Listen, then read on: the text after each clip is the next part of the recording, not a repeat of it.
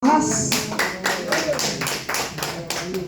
Mama Lu, thank you. I know how busy you are, pero talagang alam mo, sa totoo lang, ang bait niya, sobra. Galing pa po yan sa, ewan ko, ibang lugar, pero hindi ako, sabi niya, sandali lang, I'll check if I can move the ano, kasi parang meron na siyang commitment or meeting. Kaya, many thanks po, Mama Lu. Talagang iba ka.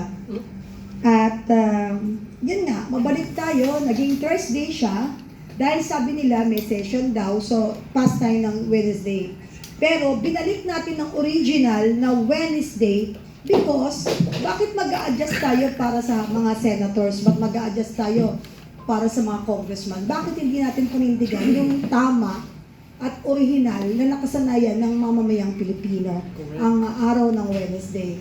Kaya, eto na, kompleto na po tayo. Wala nang manggugulo at walang makikigulo, pero maraming magmamarites dahil syempre, kasama ng mga vloggers at media ngayong araw, syempre, masarap magmarites ngayong umaga, lalo na kung talagang ganito naman kagagaling ang ating mga guests. So, ladies and gentlemen, let's proceed and let's welcome again Mr. Rob Rances. Alright, so ayan po, sisimulan natin ang first episode natin for 2026 ng Kapihan sa Legazpi. Alright, Kapihan sa PDP. Naalala niyo ba yung Kapihan sa Legazpi na ginagawa dati ni Tatay Digong? Tama, in Davao, taga Davao kasi ako, so yun yung na-connect ko ngayon. So anyway, ladies and gentlemen, no, kanina in-introduce na sa atin kung sino yung magiging members ng panelists natin this morning. And the reason is because gusto nating himay-himayin kung ano ang laman ng pahayag 2025. Because, you know, we've only seen yung isang aspect, o yung isang result nun, which was about the cabinet, but there's so much there. In fact, nireview ko kasi pinadala na ako ng copy ng buong resulta ng pahayag 2025. And there's so much na dapat nating talakayin doon. But also, we believe that surveys are very, very important because they're like early warning signs para sa atin. But I also believe na parang we're also entering the second phase, no, aside from the survey, which is the conscience phase, where we get to hear people, mga insiders, mga nasa loob, na nagsasabi ng totoo at anong talagang nangyayari. Okay, so they give a face to dun sa mga numero na nakikita natin sa mga surveys. So ayan, so kaya nandito po ngayon, kasama natin yung mga very credible people na pwedeng magsabi sa atin kung nasaan tayo in terms of yung political landscape natin ngayon, paano na ba yung standing ng presidente natin, ano talaga ang nangyayari, ano yung mga realities doon sa loob. So, and that's gonna be the discussion this morning. So I'm sure you guys are excited as much as I am also excited kasi kasama natin ngayon yung mga experts. So, Mama Lu, dun po sa pahayag, sorry po kayo kaagad yung inom Nakaka-nervous. sa pahayag 2025, alright? Can you please tell us about paano po yung konting background sa yung methodology na ginagawa yung survey para maintindihan ng mga tao natin? Oo, salamat Rob, no? Yung sa methodology, siguro kailangan kong i-emphasize dito sa several things. One, pag compared kami sa ibang survey firms, ang aming respondents, registered voters. Dun sa dalawa, likely voters. So, may filter question kami doon at tinatanong namin, nakaboto ka ba ng 2016, 2019, 2022, 2025? So, pag hindi, at na-miss niya dalawa, hindi namin kinukuha yon. When I say hindi namin kinukuha, yung market panel. So, the second difference is, hindi kami face-to-face, may market panel kami na yun ay nasa Singapore. Ang pangalan niya ay Pure Spectrum. It's a US firm located in the region based in Singapore.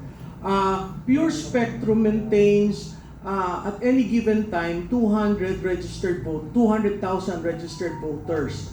So paano namin ginagawa yon? We come up with the demographics. Ito yung gusto namin in terms of age, ito yung gusto namin in terms of social economic status, ito yung gusto namin in terms of profession, yung gender, at parity naman yun eh. Kasi pag titingnan mo sa Philippine Statistical Authority, 49-51 ang gender. So walang pagkakaiba. So, yun nilalagay namin. Siguro the other stark difference is since panel, may computer ka. So, hindi yan yung kumakatok sa pintuan, tatanungin. Sa amin, may 200,000 registered voters, binobola yun. Tapos ang sasabihin namin, kailangan lang namin 1,500 respondents. So yung 1,500 respondents galing doon sa 200,000 voters na minemaintain ng Pure Spectrum. From there, papadala ng email para pumunta doon sa portal na nandun yung questionnaire. Tapos doon nila sasagutin. So the other difference is, yung traditional survey takes 1.5 months, we take 11 days. At kaya namin nagustuhan yung market panel kasi mabilis. Hindi yung nagre-react ka sa dated result, no? Yung sinasabi na nag-react ka ngayon sa isang survey na October pa. 'Di ba? Maraming gano'n naglalabas piece by piece, tapos hindi na ngayon relevant yung result, pero ngayon lang linabas. So, kaya nga ang parating nagtatanong, bakit magkakaiba kayo ng result? Dahil dun sa methodology, magkakaiba kami. So from pag natapos mo sagutin yung questionnaire, doon napupuno yung 1,500. The other difference is by geographical location. Doon sa iba, 3 lang, Luzon, Visayas, Mindanao, or at most 4, kami 5. North Luzon, NCR, South Luzon, Visayas, Mindanao. Bakit isineparate namin yung South Luzon? Kasi critical yung Bicol. Ang Bicol has never been represented. Pag sinabi mo sa South Luzon, Calabarzon usually yung kinukunan. And then, nag-i-introduce kami ng mga metrics na never ginamit before. As in, emotional quotient. Hindi na IQ ang labanan ng leader, bagkus more of EQ. How do you relate with your voters? Nag-introduce kami nung sino ang napupusuan versus sino ang iboboto mo. Naniniwala kami, may bumabatikos, ba't daw hindi kami naglalabas ng presidential forecast? Kasi wala pa hong nag-file ng COC. So lahat itong mga presidential horse races, parang mind conditioning. Kasi kung mahina yung isa, hindi mo na isasama. Kami, magkakaroon kami ng presidential at vice presidential forecast around the announcement, which is like December 2026. And then, yung recent ROB, nag-introduce kami ng generational. Nag-introduce kami ng boomers, ng X, ng millennials, ng Gen Z. Kasi gusto namin makita ano ang impact by generation. So marami kaming ini-introduce dahil yon ay lessons learned from some of the national campaigns I handled na parati sinasabi ng kliyente, bakit ganito? Where is the beef? Paano nagre-react tayo 1.5 months delayed? So, yun yung mga reforms na inumpisahan namin sa pahayag. Siguro ang pinaka-major difference, yung pahayag is our corporate social responsibility, which means kami ang gumagastos. Madalas tanong yan sa survey firm, sinong gumagastos. Kami po ang gumagastos ng quarterly namin. At binibigay namin yon hindi strip piece, kundi buo. Yeah. So yung public deck, kung mahilig kayo sa numero, mahilig kayo, political junkie kayo, you can readily download the whole, kung minsan 100 plus slides eh. Dina-download namin yun at pinababayaan namin yung taong bayan na mag-analyze ng kanilang, sa tingin nila dun sa numero. So, paminsan-minsan may kinokorek kami, pero parati kong sinasabi dun sa team, analysis nila yan. For so long as we correct what is in our data and they analyze it differently, kanila yon. So yan, Rob. Alright, so siguro, yeah, it's good that you said na parang may mali doon na dapat i-correct din because a lot of people thought na yung net rating na 27 was referring to the president, right? Yes. But in fact, ang survey, ang lumabas dun sa survey, medyo staggering siya kasi Yeah. mas significant pa yung Oo. negative net rating doon. Can you tell us about it po? Well, yung kasing pinanggalingan ng negative 27, actually maganda yung PubMat eh. Kasi lahat negative. Pero ako, may tinatawag sa survey framing, ang tawag doon Likert scale. Sa Likert scale, meron kang mga ilang options. So kung meron kang approval, undecided, disapproval, hindi mo pwedeng iset aside yung undecided, no? May nakitahan akong interpretasyon na isang magaling rin na sa numero, sinabi niya doon na kaya ko ginawang negative ito kasi gusto kong i-compare.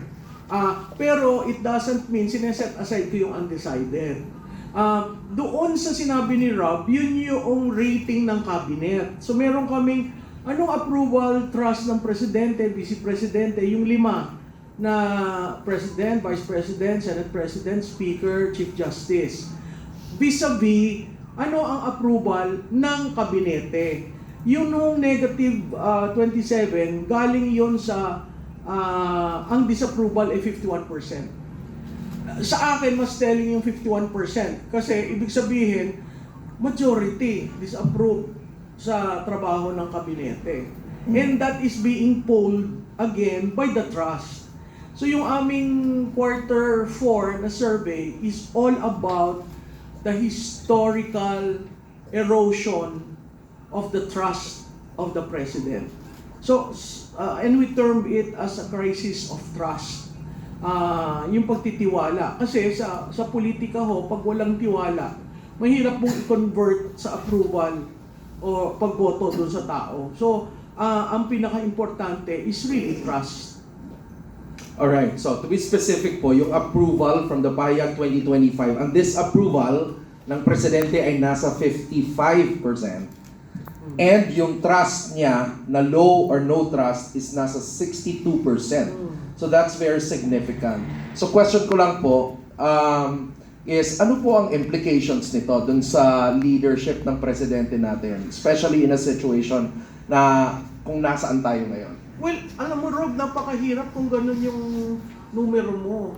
Kasi you're on your third term, which is the midterm. At usually, pag midterm, meron ka na dyan mga legacy na ina-announce, nagawa ko na ito. Itong administrasyon na ito, walang maituro na legacy. Whether in terms of projects, in terms of programs, or even in terms of plans. So kung ganun yon, coming from a 2025 election na hindi rin sila nakakonvert ng maayos, that would mean that his base is being eroded, and I specifically refer to you dun sa pro-administration, anti-administration. Yeah. Pag nakita mo yung graph na yon, talagang pababa. Yes. No? Kung ang iyong tiwala ay nawawala at na-erode, paano ka makakapagtrabaho, paano ang governance mo kung wala kang pinangkukunan ng lakas dahil naniniwala ang taong bayan. So yun yung critical doon. Na pag kinorelate mo dun sa result tungkol sa flood control projects, hindi natutuwa ang taong bayan dun sa pag-handle ng flood control projects. Tinest pa nga namin dyan na kung hindi ka naniniwala, hindi mo na ba susuportahan o gusto mo bang makulong sila? So mayroon dyan combination na si Presidente at si Speaker. May mga ganun kami. So napakayaman ho nung, kung mahilig kayo sa numero, napakayaman ho nung quarter 4. Kasi yun yung talagang year end. At doon namin nakita yung trend na yung personal, very hopeful sila sa household level.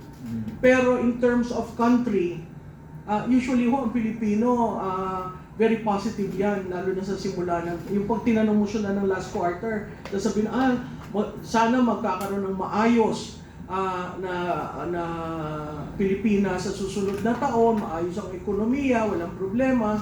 Pero pag tiningnan mo ngayon, talaga na-erode yun. Hindi sila hopeful. Pero sa personal level, hopeful sila. Kasi may control sila sa personal level eh. Pero yung dun sa countrywide, yun may problema sila. And that reflects on the governance of this administration. Mas matindi yun, di ba? Mas matindi. Kasi ibig sabihin yung mga tao, kaya pa nila. Oo, In a way kakayanin po, nila. kakayanin pa nila. Yes. Kaya lang, wala na silang belief. Yes. In a sense dun sa governance na meron tayo. And significantly, pinapakita po ng result ng survey na ang Pilipinas, hindi na siya split country na parang 50-50. In fact, nandun yung pro-admin, nasa 13% na lang. Tapos, most people naging anti-admin na at 56%. That's very significant. Yung neutral at 31%. So pag nung trinatrack namin, bakit namin yan tinatanong ng tinatanong? Kasi yung pro-admin dati, pagka panalo, syempre malaki. Yun yung baluarte.